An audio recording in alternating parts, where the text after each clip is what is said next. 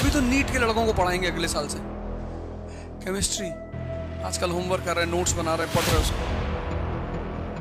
बेचारे सुसाइड कर रहे हैं ना छोटे छोटे बच्चे, और माँ बाप तुरंत कंपैरिजन करने लगते हैं। मोदी जी कहते थे 400 नहीं आई, जान थोड़ी दे दी है, फिर शपथ ले ली है 400 का टारगेट रखना, 260 वाट तो बन ही जाएगा।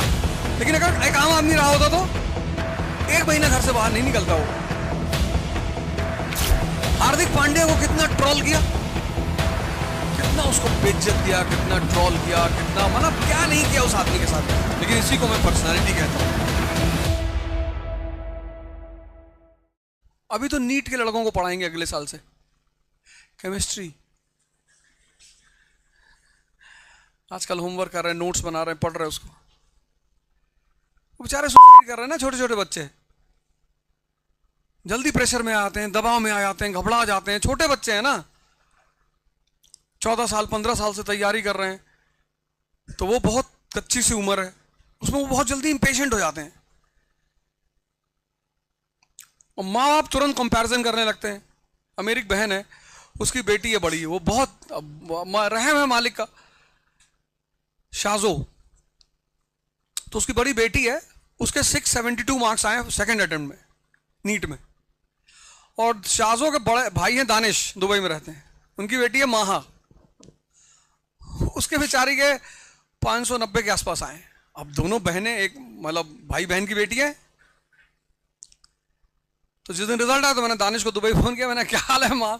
अरे बोले यार, मैंने कहा मेरी शाम को बात का, वो लेडी लड़की हमसे बात ही नहीं की, इतने टेंशन में थी, मुझे किसी से बात नहीं करना। तुम लोग इतना टेंशन लेते हो जिंदगी में।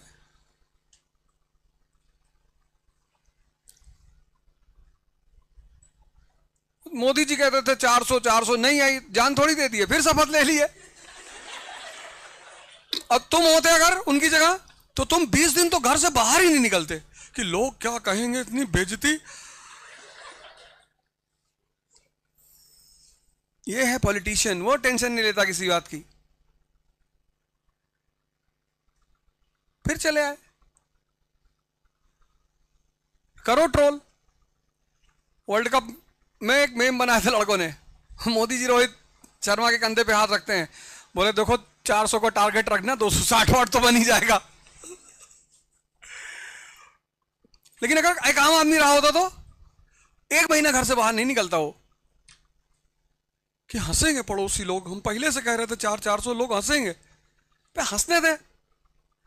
जितना मजा तारीफ सुनने का है, उसका दुगना मजा लोगों की हंसी देखने का है। मजा ही तो है, हंसने दो। तुम हार जाते हो तो तुरंत गुफा हाइबरनेशन ढूंढने लगते हो, मामा के यहां भाग गए, बंबई भाग गए, यहां भाग गए, वहां। जब हार जाओ तब पब्लिक के बीच में जाओ, पब्लिक ताली बजाएगी, सीटी मारेगी, कमेंट करेगी पीछे से कि और टिकट मिला।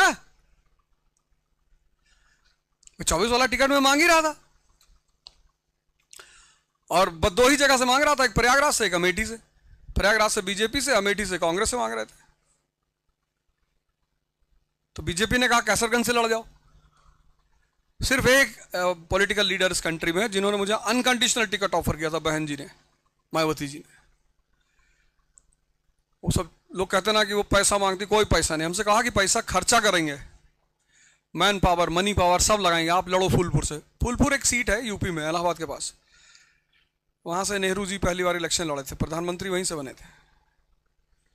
तो एक बार मेरे मन में आया कि लड़ जाओ, क्या पता फिर से कहानी रिपीट हो जाए। लेकिन वहां से किसी और के खिलाफ लड़ना नहीं था। अमेठी में स्मृति जी लड़ रही थी, तो वहां से भी हारते भी तो बड़ा नाम मिलता कि भाई स्मृति जी ने हराया है। सबके खिलाफ नहीं लड़ना, लड़ना है जिंदगी में, पर ना तो सबसे लड़ना है, ना सबके खिलाफ लड़ना है।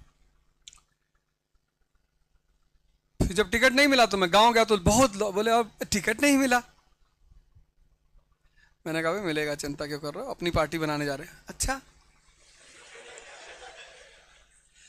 पैसा बहुत आ रहा है नहीं?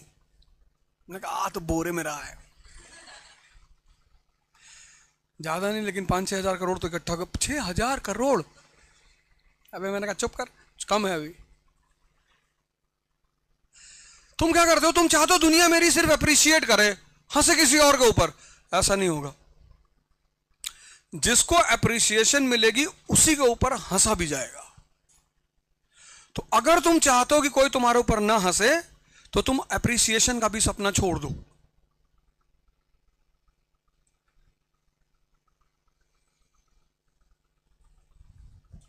अगर बचपन से नीम की पत्ती खाए होते ना, तो जवानी में मीठा नहीं छोड़ना पड़ता। लेकिन पैदा हुए तब तो शहद चटाया गया। आदमी की जिंदगी मीठे से ही शुरू होती है, और एक समय ऐसा आता जब डॉक्टर कहता कि अब मत खाना। अब ऐसा करो, करेला